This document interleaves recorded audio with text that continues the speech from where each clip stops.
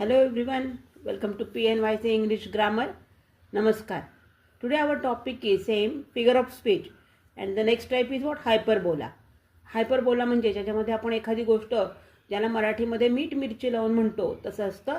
That means exaggeration for or emphasise or for effect. So you can see I am so hungry I could eat a horse. See, horse nobody can eat. Though it is a non-vegetarian, they cannot eat. So it is the hyperbola.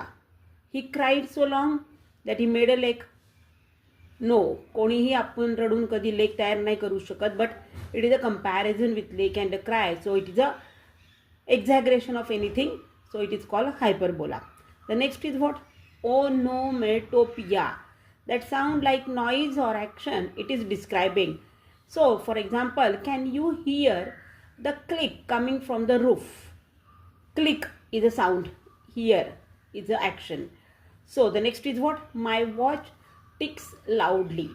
So, the exactly what onomatopoeia tells us, exact आवाज जो असतो की watch काय करतं tick tick tick tick म्हणतो आपण. So these are next two types of figure of speech. That is hyperbola, exaggeration वाढून चढून सांगायची एखादी गोष्ट, and onomatopoeia is actually relate to the sound or a noise. Particularly पाणी कसं टप टप टप गळत असतं, or my watch ticks. So this is called the onomatopoeia.